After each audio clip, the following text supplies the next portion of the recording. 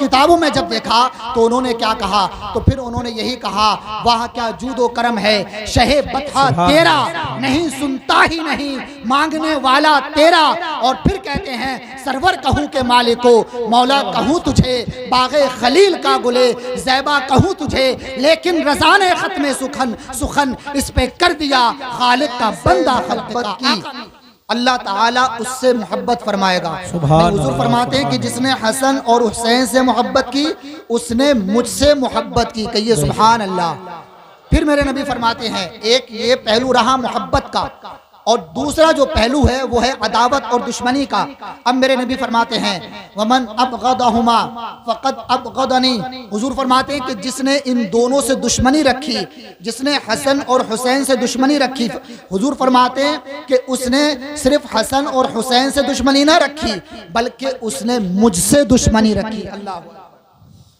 और जो मेरे नबी से दुश्मनी फरमाएगा, जो मेरे नबी से दुश्मनी रखेगा, उसके बारे में एक दूसरी हदीस पाक में इमाम तिरमिज़ी ने जो बाबुल मनाक़िब के अंदर हदीस पाक जिक्र की है, अल्लाह के रसूल फरमाते हैं, मन अहब्बल हसन वल हुसैन फ़क़द अहब्बनी व मन अहब्बनी अहब्बहुल्लाह। हुज़ूर फरमाते हैं कि जिसने हसन और हुसैन से मोहब्बत की उसने मुझसे मोहब्बत की। फिर मेरे नबी फरमाते हैं कि जिसने मुझसे मोहब्बत की अल्लाह ताला उससे मोहब्बत फरमाए। सुभान अल्लाह, सुभान अल्लाह, सुभान। जरा बताइए, इससे बढ़कर हमारे लिए सआदतमंदी क्या हो सकती है कि हमारा रब खुद हमसे मोहब्बत फरमाए। ये तो मोहब्बत का मामला है। और अदावत और दुश्मनी का मामला ये है कि मेरे नबी फरमाते हैं, वमन अबगदल हसन वल हुसैन फ़क़द अबगदनी वमन अबगदनी अबगदहुल्लाह। हुज़ूर फरमाते हैं कि जिसने हसन और हुसैन से दुश्मनी रखी उसने मुझसे दुश्मनी की, और जिसने मुझसे दुश्मनी की अल्लाह ताला उससे दुश्मनी फरमाएगा। अल्लाह अकबर। मालूम यह हुआ इस हदीस की रोशनी में कि जो हसन और हुसैन का हो गया वो नबी का हो गया, और जो नबी का हो गया वो खुदा का हो गया। और खुलासा ये निकला कि जो हसन हुसैन का है वो खुदा का है, और जो हसन हुसैन का नहीं है वो खुदा का नहीं हो सकता। बेशक। सुभान अल्लाह, सुभान अल्लाह। नारे तकबीर, नारे रिसालत, जिक्र शुहदाए करबला, सैयद गुलाम जिलानी साहिब क़िबला, नारे तकबीर, नारे रिसालत। अल्लामा हसन रज़ा खान रहमतुल्लाहि तआला अलैह जो आला हज़रत के भाई हैं, उन्होंने लिखा है, जिन्हें उस्ताद ज़मन कहा जाता है, वो फरमाते हैं कि जिनके घर में बे इजाज़त जिब्रील आते नहीं, यानी अगर हज़रत जिब्रील भी अहले बैत के यहाँ आना चाहते हैं, हुजूर की बारगाह में आना चाहते हैं, तो वो पहले इजाज़त मांगते हैं।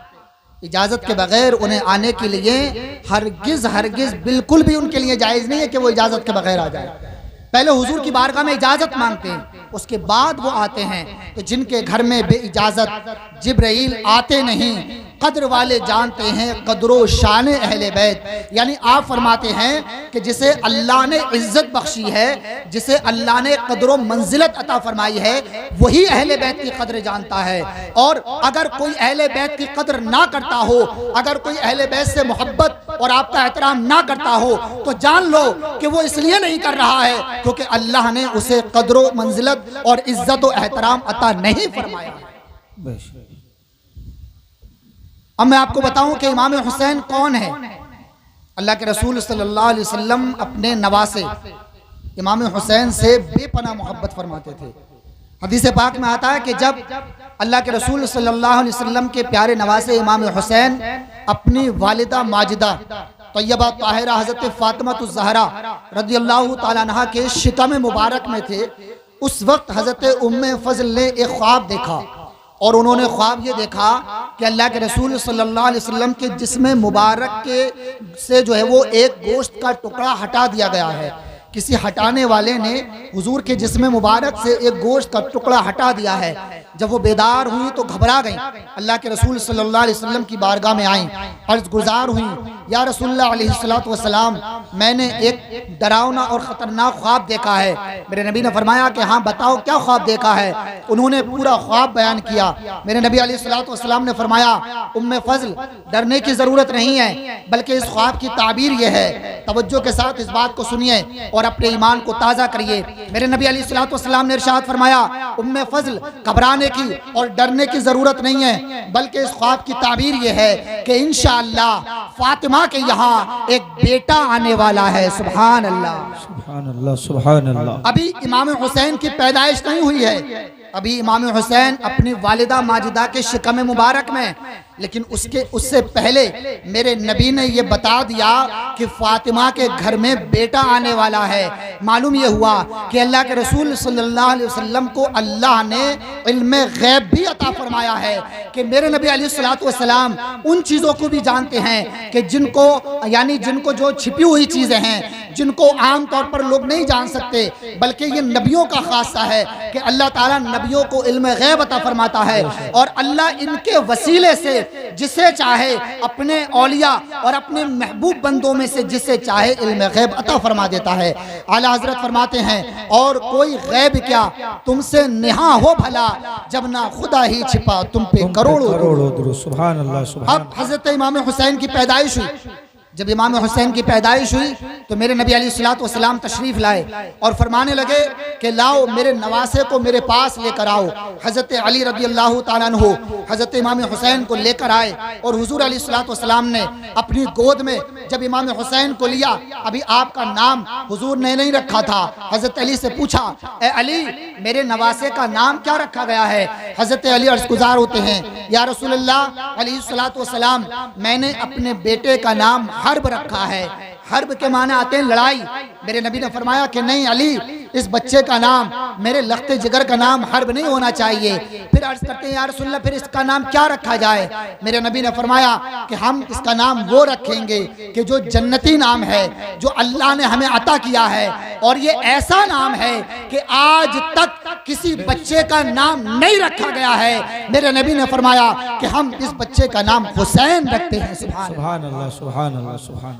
इमाम हुसैन की पैदाइश से पहले कभी किसी का नाम हुसैन ना रखा गया, और जब इमाम हुसैन का नाम हुसैन रख दिया गया, अब देखिए आप, आज तक हुसैन नाम रखने वाले दुनिया के कोने कोने के अंदर मौजूद हैं। आपके इस गांव के अंदर भी काफी लोग होंगे कि जिनका नाम हुसैन होगा। अगर मैं इस महफिल में पूछूं तो यहाँ भी कई लोग ऐसे निकल जाएंगे जिनका नाम हुसैन होगा। मालूम यह हुआ कि जब तक इमाम हुसैन का नाम नहीं रखा गया था, उस वक्त तक अल्लाह के हुक्म से किसी का नाम हुसैन ना रखा गया, और जब इमाम हुसैन का नाम हुसैन रख दिया गया, उसके बाद आज तक और क़यामत तक हजारों लाखों नाम हुसैन के नाम पर रखे जाएंगे। इसकी वजह यह है कि हुसैन का नाम कोई मामूली नाम नहीं है, बल्कि ये वो नाम है जिस नाम को अल्लाह ने वो मकाम मर्तबा अता फरमाया है कि अल्लाह ने इस नाम को खुद तजवीज़ फरमाया, और मेरे नबी को इमाम हुसैन का नाम रखने के लिए अल्लाह ने खुद पैगाम अता फरमाया। सुभान अल्लाह। नारे तकबीर, नारे रिसालत, उलमाए अहले सुन्नत, जिक्रे शहीद आजम सैयद गुलाम जिलानी साहिब क़िबला, नारे तकबीर, नारे रिसालत। सुभान अल्लाह, सुभान। अब इमाम हुसैन रज़ी अल्लाह तआला अन्हु की जब आपका नाम रख दिया गया तो इमाम हुसैन रज़ी अल्लाह तआला अन्हु के कान में हुजूर ने अजान पढ़ी। एक कान में हुजूर ने अजान पढ़ी और दूसरे कान में आपने तकबीर कही। जरा जोर से कहिए सुभान अल्लाह। हुजूर अलैहिस्सलातु वस्सलाम की अज़मत और आपकी रिफ़ात और आपकी बुलंदी और आपकी शान व शौकत का अंदाज़ा कौन लगा सकता है?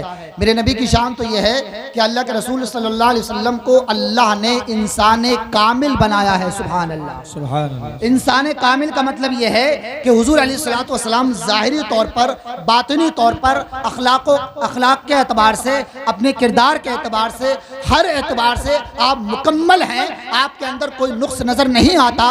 हुजूर सैयदी सरकार हसन रहमतुल्लाहि तआला अलैहि रज़ियल्लाहु तआला अन्हु इरशाद फरमाते हैं, व अहसन मिन कलम तरक़त ऐनुन व अजमल मिन कलम तलिदिन निसा खुलिक़त मुबर्रअन मिन कुल्लि ऐबिन कअन्नका क़द खुलिक़त कमा तशा। या रसूलुल्लाह अलैहिस्सलातु वस्सलाम, आप इतने हसीन व जमील हैं कि कभी किसी माँ ने इतना हसीन व जमील पैदा ना किया, कभी मेरी आँख ने आपके जैसा खूबसूरत नहीं देखा। फिर अर्ज करते हैं, या रसूलुल्लाह, आपको अल्लाह ने हर ऐब से, हर नुक्स से पाको साफ पैदा फरमाया है, बल्कि आलम यह है कि आपको अल्लाह ने जैसा आप चाहते थे अल्लाह ने आपको वैसा ही बना दिया। सुभान अल्लाह, सुभान अल्लाह। ये तो हजरत हसन है कि जिन्होंने जब हुजूर को करीब से देखा तो ये कह दिया। लेकिन आइए उनके बारे में भी हम मालूम करते हैं कि जिन्होंने हुजूर को 1400 साल के बाद देखा तो उन्होंने क्या कहा।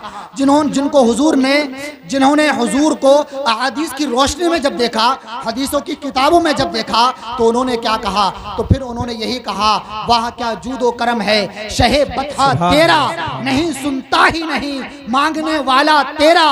और फिर कहते हैं, सरवर कहूँ के मालिको, मौला कहूँ तुझे, बागे खलील का गुले ज़ैबा कहूँ तुझे, लेकिन रज़ा ने ख़त्मे सुखन इस पे कर दिया, खालिक का बंदा खल्क़ का आका कहूँ तुझे। सुभान अल्लाह, सुभान अल्लाह, सुभान अल्लाह, वाह सुभान। मैं अर्ज़ ये कर रहा था कि इमाम हुसैन की शान तो देखें कि मेरे नबी अलैहिस्सलातु वस्सलाम अपने लम्हाए मुबारका से खुद अज़ान दे रहे हैं। सुभान अल्लाह।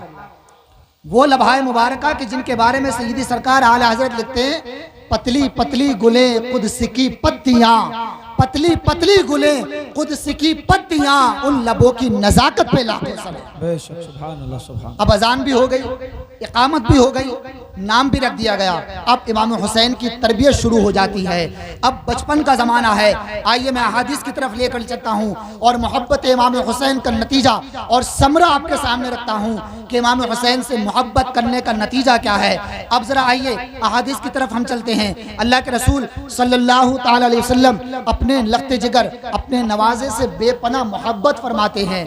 हुजूर सल्लल्लाहु ताला अलैहि वसल्लम के प्यारे नवासे, जब आपकी जब परवरिश होने लगी, अभी आपका बचपन का वक्त है, बचपन का ज़माना है। मेरे नबी अलैहिस्सलातु वस्सलाम, हुजूर अलैहिस्सलातु वस्सलाम ने हज़रत हसन और हज़रत इमाम हुसैन को अपने दोनों कांधों पर बिठा लिया। जोर से कहिए सुभान अल्लाह, और मचल के कहिए सुभान अल्लाह। एक बार कहिए अल्हम्दुलिल्लाह।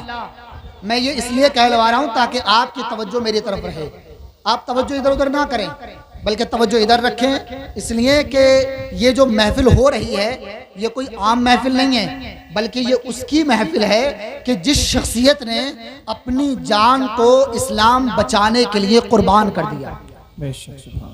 इमाम हुसैन करबला में जो पहुंचे थे तो क्यों पहुंचे थे? क्या उन्हें हुकूमत और सल्तनत की जरूरत थी?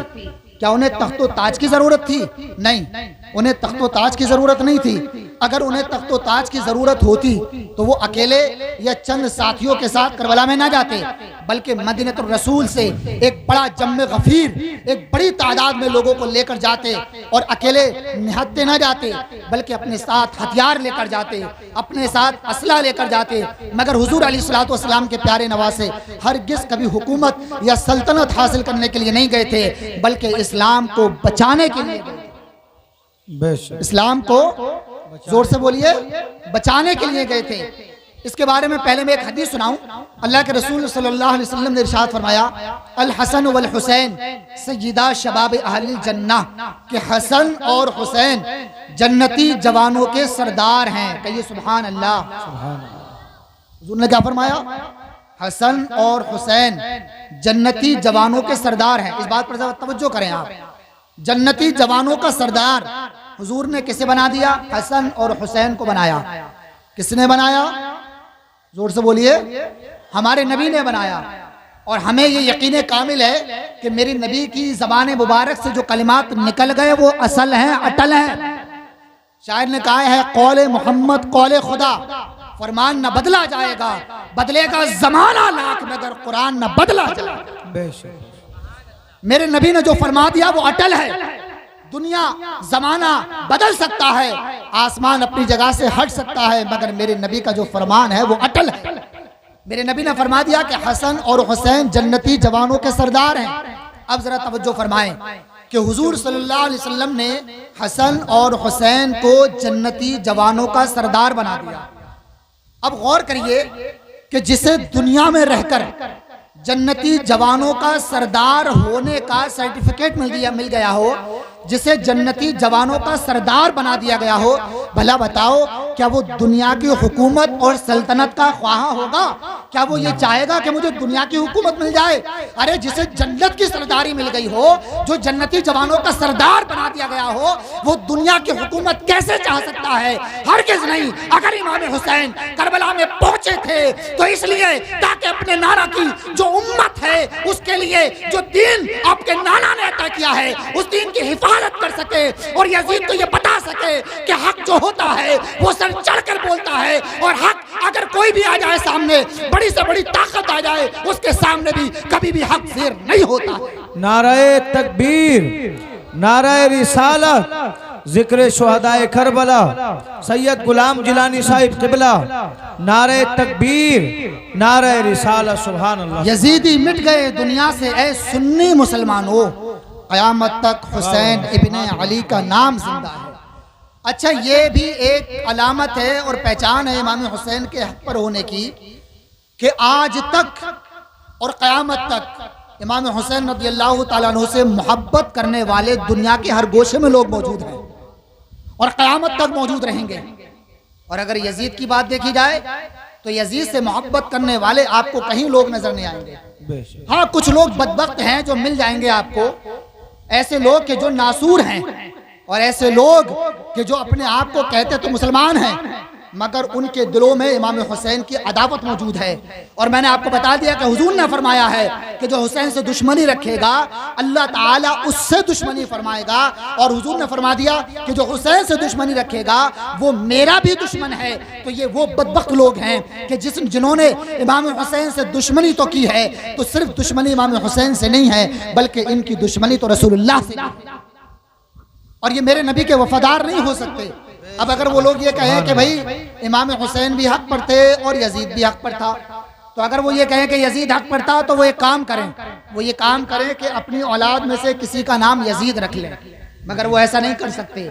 हम इमाम हुसैन से मोहब्बत करते हैं, हम अपनी औलाद का नाम हुसैन रखते हैं। और एक बात सुनिए, अगर वो ये कहें तो आपको एक बात और कहनी है, वो ये कि चलो ठीक है हम दुआ करते हैं, ए अल्लाह अगर ये यजीद से मोहब्बत करता है और जो भी यजीद के साथ मामला हो मौला तू वो मामला इसके साथ फरमा, और हम हुसैनी हैं, हुसैन से मोहब्बत करते हैं और रब की बारगाह में समीम कल्ब से दुआ करते हैं, मौला जो हुसैन के साथ मामला फरमा वो मामला तू हमारे साथ फरमा। बेशक बेशक, सुभान अल्लाह, सुभान अल्लाह। जोर से कहिए आमीन। इससे बड़ी सआदतमंदी हमारे लिए क्या हो सकती है कि जन्नत में इमाम हुसैन के कदमों में रहने के लिए जगह है। इससे बड़ी सआदतमंदी नहीं हो सकती है।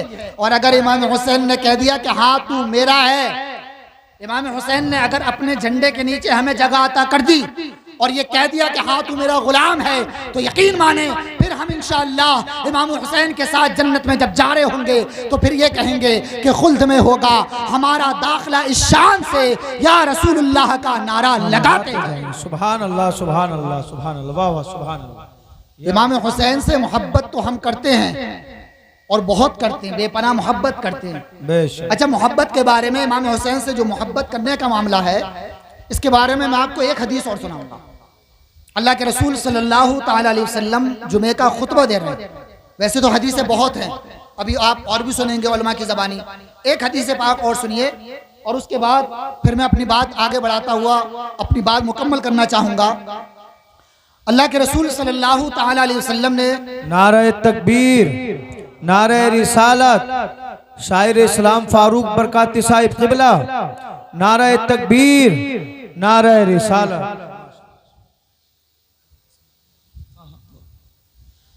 अल्लाह के रसूल सल्लल्लाहु ताला अलैहि वसल्लम जुमे का खुतबा दे रहे हैं और जुमे का खुतबा देते हुए हुजूर मिंबर शरीफ पर तशरीफ़ फरमा है कि इमाम हुसैन का बचपन का ज़माना है और आप जैसी मस्जिद के अंदर तशरीफ़ लाए तो अल्लाह के रसूल सल्लल्लाहु अलैहि वसल्लम ने देखा कि मेरा नवासा हुसैन अपने नन्हे नन्हे कदमों से चलता हुआ मस्जिद के अंदर आ रहा है। अल्लाह अकबर।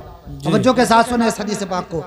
अल्लाह के रसूल सल्लल्लाहु अलैहि वसल्लम मिंबर शरीफ से नीचे उतर गए और उतरने के बाद हज़रत इमाम हुसैन रज़ियल्लाहु ताला अन्हु को अपनी आगोश में ले लिया, अपनी गोद में ले लिया, और गोद में लेने के बाद फिर हुजूर अलैहिस्सलातु वस्सलाम मिंबर पर चढ़ गए और आपने खुतबा देना शुरू किया।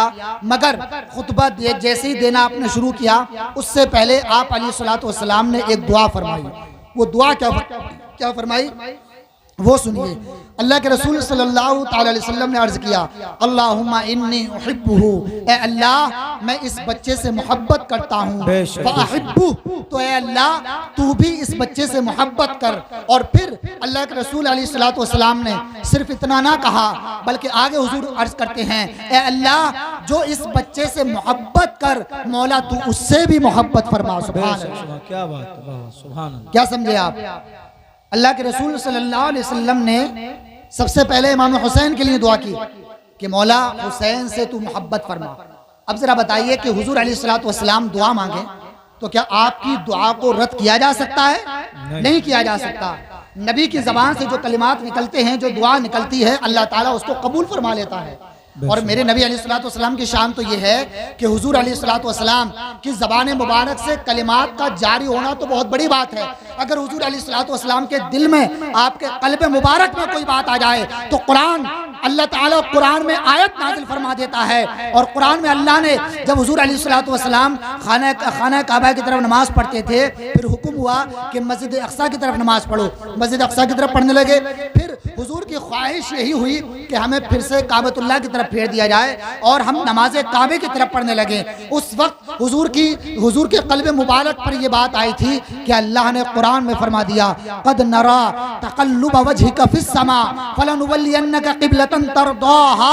ए महबूब, हम तुम्हारा बार बार आसमान की जानिब चेहरा करना देख रहे हैं। ए महबूब, तुम जिधर चाहते हो हम तुम्हारा क़िबला उधर ही बना देंगे। मालूम यह हुआ कि हुजूर अलैहिस्सलातु वस्सलाम अपनी ज़बान मुबारक से फरमाए, यह तो बहुत बड़ी बात है। अगर मेरे नबी के क़ल्ब मुबारक पर कोई बात आ जाती है तो मेरा खुदा उस बात को कबूल फरमा ले। सुभान अल्लाह, सुभान अल्लाह। नारे तकबीर, नारे रिसालत, अज़मते रसूल, अज़मते रसूल सैयद गुलाम जिलानी साहिब क़िबला, नारे तकबीर, नारे रिसालत। सुभान अल्लाह, सुभान। खुदा की रज़ा चाहते हैं दो आलम, खुदा की रज़ा चाहते हैं दो आलम, और खुदा चाहता है रज़ाए मोहम्मद सल्लल्लाहु अलैहि वसल्लम।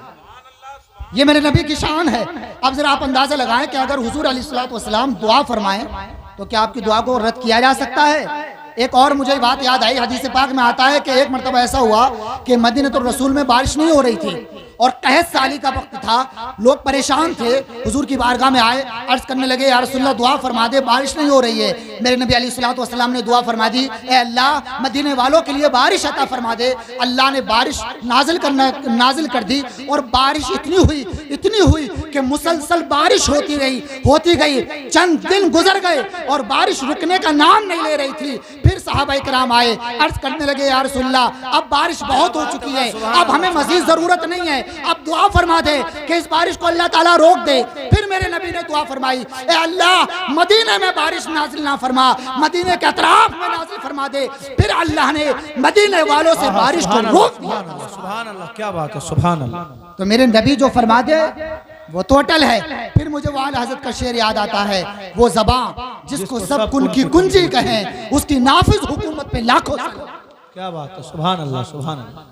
मेरे नबी दुआ फरमाते हैं इमाम हुसैन के लिए, ए अल्लाह मैं इस बच्चे से मोहब्बत करता हूँ, मौला तू भी उससे मोहब्बत फरमा। बेशक, बेशक। अब उसका नतीजा ये निकला कि अल्लाह ताला इमाम हुसैन से मोहब्बत फरमाता है।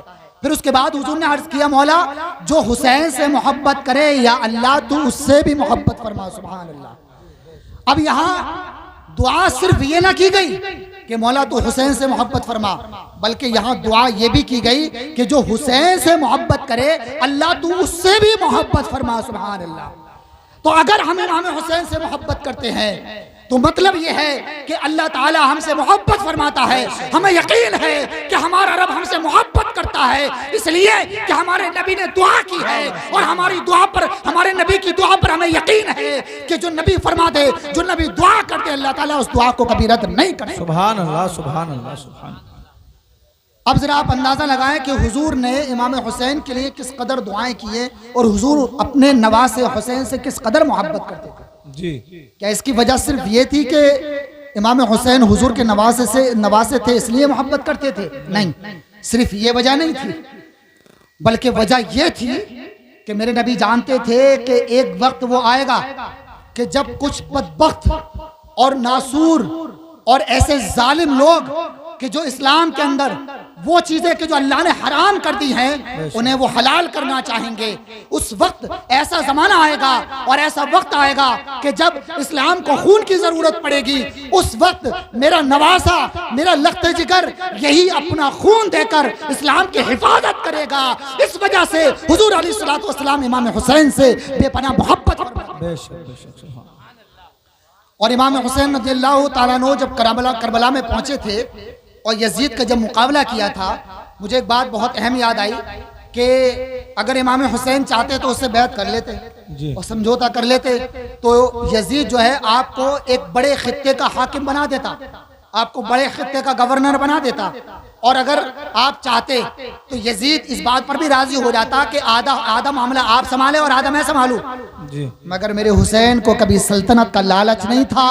अरे कैसे हो सकता था? मेरे नबी अलैहिस्सलातु वस्सलाम ने खुद फरमा दिया, या आइशतु लौ शितु लसारत मई जिबालुद दहब। ए आयशा, अगर मैं चाहूं तो मेरे साथ सोने के पहाड़ चले। जब मेरे नबी ने सोने के पहाड़ों को ठोकर मार दी तो उनका नवासा इस दुनिया के लालच में कैसे कर सकता? सुभान अल्लाह, सुभान अल्लाह। नारे तकबीर, नारे रिसालत, सैयद गुलाम जिलानी साहिब क़िबला, जिक्र शुहदाए करबला, नारे तकबीर, सुभान अल्लाह। जब तक बिके न थे तो कोई पूछता न था, जब तक बिके न थे तो कोई पूछता न था, तुमने खरीद कर हमें अनमोल कर दिया या रसूल अल्लाह। इमाम हुसैन, अच्छा एक बात और याद आई कि जब हुकूमत सल्तनत नहीं चाहिए थी तो इमाम हुसैन को चाहिए ये था कि वहां से वापस आ जाते, भाग जाते, अपनी जान तो बच जाती। मगर नहीं नहीं नहीं नहीं, आप समझे ही नहीं। ये हुसैन बिन अली है, अली की औलाद है। ये उस अली की औलाद है कि जिस अली ने एक हाथ से खैबर का किला जो था, उसका जो फाटक था, जो बड़ा उसका दरवाजा था, उसको एक हाथ से उखेड़ के फेंक दिया था। ये उसी अली की औलाद है और इसकी रगों में नबी का खून मौजूद है। और जिसकी रगों में नबी का खून होता है वो कभी दुनिया से डरता नहीं है, बल्कि दुनिया का जमकर और डटकर मुकाबला करता है। और इमाम हुसैन ने यजीदी फौज का अकेले तन्हा होकर और बगैर असला के मुकाबला करके ये दुनिया वालों को बता दिया और कौम मुस्लिम को और उम्मत मुहम्मदिया को ये पैगाम अता कर दिया, ए मेरे नाना जान के गुलामों, सुन लो, अगर तुम्हारे सामने बातिल आ जाए और तुम हक पर हो, चाहे निहत्ते हो, तुम्हें डरने की जरूरत नहीं है, इसलिए कि हक तुम्हारे साथ है, जीत तुम्हारी है, तुम्हारा रब तुम्हारे साथ है। और यजीद की औकात क्या है, यजीदियों की औकात क्या है? इनका मामला तो यह है कि यजीदी मिट गए दुनिया से। सुन्नी मुसलमानों, क़यामत तक हुसैन इब्ने अली का नाम। सुभान अल्लाह, सुभान अल्लाह, सुभान अल्लाह, सुभान। वाह वाह। मतलब ये है कि अगर तुम्हारे मुकाबले में दुश्मन आ जाए, बातिल आ जाए, तो तुम्हें डरने की जरूरत नहीं है। अगर हुकूमत तुम्हारे मुखालिफ हो तो तब भी मत डरो। अगर तुम्हारे मुकाबले में पावर मुखालिफ हो तब भी मत डरो। अगर तुम्हारे मुकाबले में दौलत मुखालिफ हो तब भी ना डरो, जबकि तुम हक पर हो, जबकि तुम सच्चे हो। और अगर तुम सच्चे हो तो याद रखो, कुरान ने कहा इन्नल्लाह मअस-सादिकीन, बेशक अल्लाह ताला सच्चों के साथ है, बेशक अल्लाह ताला उनके साथ है कि जो अल्लाह से डरने वाले हैं। और जब तुम हक पर हो तो तुम्हें किसी का खौफ खाने और तुम्हें किसी से डरने की जरूरत नहीं है। ये पैगाम हमें इमाम हुसैन ने करबला में अता फरमाया। हम इमाम हुसैन से मोहब्बत तो करते हैं, लेकिन मोहब्बत करने का मतलब क्या है? क्या मोहब्बत सिर्फ इतनी है कि हम ज़बान से कहते रहे हम हुसैन का दामन नहीं छोड़ेंगे, हम इमाम हुसैन से मोहब्बत करते हैं, क्या इतना काफ़ी है? नहीं। मोहब्बत का मतलब है कि महबूब की अदाओं को अपनाया जाए। मोहब्बत का तकाजा ही ये है, अगर महबूब की अदाएं ना अपनाई जाए तो वो मोहब्बत मुकम्मल नहीं हो सकती है। अब महबूब का आलम तो ये है कि करबला में वो वक्त कि जब दुश्मनों ने चारों तरफ से आपको घेर लिया और जब आपको मारना चाहते थे, आपका कत्ल करना चाहते थे, आपको शहीद करना चाहते थे, उसके बावजूद आपने आखिरी सजदा करबला में अदा करके दिखा दिया। और आज हम जो इमाम हुसैन से मोहब्बत का दम भरते हैं, आज हमारा हाल ये है कि हमारी मस्जिदें वीरान पड़ी हुई हैं। आज हमारा हाल ये है कि हम होटलों की जीनत बने हुए हैं। आज हमारा आलम यह है कि हम फिल्म और टाकीज और सिनेमा घरों को भरे हुए हैं। आज हमारा आलम यह है कि हम जुए के अड्डे भरे हुए हैं। आज हमारा आलम यह है कि हम शराब के अड्डों को भरे हुए हैं। पहले एक दौर था कि जब मुसलमान शराब के अड्डे पर जाया करता था तो बड़ा शर्माया करता था, बड़ा खौफ किया करता था, उसे झिझक होती थी, उसे डर होता था कि कोई देख न ले, कोई देख न ले। मगर आज आलम यह है कि अगर दूसरे हैं अड्डे पर शराब के आधे तो आधे मुसलमान मौजूद हैं, बल्कि बात जगह तो देखा गया है कि दूसरों से ज्यादा मुसलमान मौजूद हैं। अरे तुम तो वो कौम हो कि जिस कौम के लिए कुरान में अल्लाह ने शराब को हराम करार दे दिया है, तुम शराब के करीब कैसे जा सकते हो? शराब का एक कतरा अगर एक बड़े बाल्टे के अंदर पाक पानी में पड़ जाए तो सारे पानी को नापाक कर देता है। उस नापाक चीज को तुमने अपने पाक जिस्म के अंदर कैसे दाखिल कर लिया? और उसके बाद तुम कहते हो कि तुम हुसैनी हो, तुम हुसैन से मोहब्बत करते हो। तो सुन लो मेरा पैगाम, दावा बेअस्ल है, झूठी है मोहब्बत। नारे तकबीर, नारे रिसालत, सैयद गुलाम जिलानी साहिब क़िबला। मोहब्बत सच्ची तो तब होगी जब हम अपने महबूब इमाम हुसैन की अदाओं को अपनाएं, नमाजों की पाबंदी करें। और जब रमजान का महीना आता है, फिर आप देख लीजिए आप कंडीशन क्या होती है रमजान में। पहले का दौर ऐसा था, हमने सुना था कि संभल में कोई बुजुर्ग थे, अगर वो किसी को रोड पर खाता पीता देख लेते थे तो उनके पास इतना मोटा पाइप होता था, बड़ा सा, और उसके जरिए से चुपके से आकर वो छिपा कर रखते थे, और जिसे खाता हुआ देख लिया उसे जोर से मारते थे सबके सामने। और आज आलम यह है कि चौराहों पर खड़े होकर दन दनाते हुए खा रहे हैं। और अगर कोई आलिम या इमाम साहब कह दे कि अरे यार क्या कर रहे हो, रमजान का एहतराम करो, तो बड़ी बेबाकी के साथ कहता है देख लिया हमने, जो होगा देखा जाएगा, अभी तो हम मजे कर लें।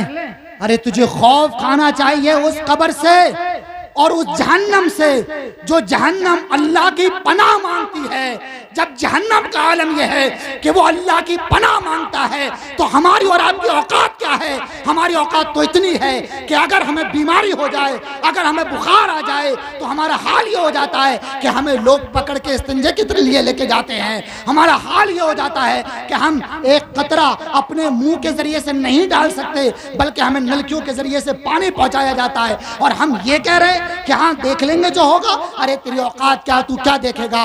अगर देखना चाहता है तो कभी देख, कि कभी आग को अपने हाथ पर रख कर देख, फिर तुझे पता चलेगा कि तेरी औकात क्या। अल्लाह से डरना चाहिए। और अगर इमाम हुसैन से मोहब्बत करते हैं तो फिर सच्ची मोहब्बत करिए।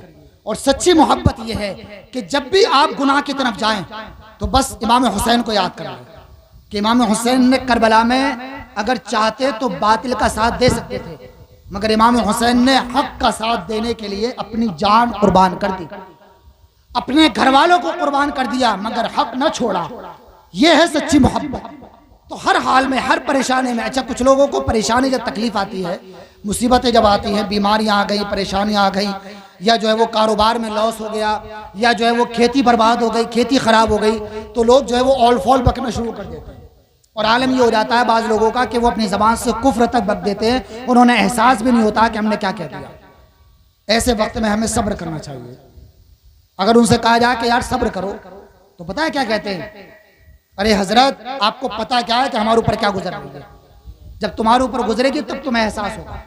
अगर तुम्हें ये बात याद आ रही है और अगर तुम ये कह रहे हो, तो फिर इमाम हुसैन को याद करो कि इमाम हुसैन ने किस कदर सब्र इस्तिकामत के साथ आपने करबला में ये पैगाम दे दिया कि मेरे नाना जान की उम्मत अगर कभी परेशानी आए तो परेशान होने की ज़रूरत नहीं है, इसलिए कि अल्लाह ने फरमाया इन्नल्लाह मअस-साबिरीन, बेशक अल्लाह ताला सब्र करने वालों के साथ है। और अगर आप ये कहने लगो कि अरे हजरत वो तो बहुत पुराना वक्त था, 1400-1300 साल पुरानी बात है, आज का ज़माना और है, पहले का ज़माना और था, तो फिर आज का ज़माना ही याद कर लेना। कहीं दूर जाने की ज़रूरत नहीं है, बल्कि फ़िलिस्तीन में चले जाना और वहाँ के नन्हे मुन्ने बच्चों को देख लेना कि जो नन्हे मुन्ने बच्चे जिनके सामने उनके माँ बाप की लाश मौजूद है, उनके माँ बाप को उनके सामने कत्ल किया जा रहा है, उनके घर वालों को उनके सामने मारा जा रहा है, मगर जब उनसे पूछा जाए कि बच्चे बता तेरा मामला क्या है, तेरे साथ कैसी गुजर रही है, तो वो कहता है कि हाँ, जो अल्लाह का फैसला है हम उस पर राजी हैं और हम नबी के गुलाम हैं। हमारी जान, हमारी माल, हमारी ताकत, हमारी शोहरत, हमारी औलाद, हमारे माँ बाप, सब कुछ हमारे नबी की शान पर कुर्बान। वाह वाह सुभान अल्लाह। नारे तकबीर, नारे रिसालत, सैयद गुलाम जिलानी साहिब क़िबला। उन्हें याद कर लेना और उन्हें देख लेना और उन्हें सोच लेना, तो फिर आपको आपकी तकलीफ बहुत मामूली से नजर आएगी। जरा सोचो तो आप, कैसे कैसे बच्चे हैं फिलिस्तीन में आज भी हैं। 1 साल से ज्यादा हो चुका है और वो लोग अभी भी मुकाबला कर रहे हैं, जबकि निहत्ते हैं, ना वो मालदार हैं, ना उनके पास साजो सामान है, मगर क्या है ऐसा उनके पास। इजराइल जो यहूदी हैं वो भी हैरत में पड़ चुके हैं कि ये कैसे मुसलमान हैं, ये कैसे लोग हैं। वजह यह है कि उनके पास ईमान की हरारत मौजूद है और उनके दिलों में मोहम्मद रसूलुल्लाह सल्लल्लाहु अलैहि वसल्लम की सच्ची मोहब्बत मौजूद है। और ये ऐसी मोहब्बत है कि जब दिल में ये जगह कर लेती है तो आप उस दिल से खौफ और दुनिया के डर को हमेशा के लिए खत्म कर दिया जाए। इमाम हुसैन से सच्ची मोहब्बत करो मेरे दोस्त। अब एक आखिरी बात बताकर अपनी बात को ख़त्म करूँ, बात का वक्त काफ़ी हो चुका है। अल्लाह ताला अमल की तौफीक अता फरमाए। एक आखिरी बात यह है कि देखिए, मुहर्रमुल हराम यानी जो यौम आशूरा होता है 10 मुहर्रम, उसमें हम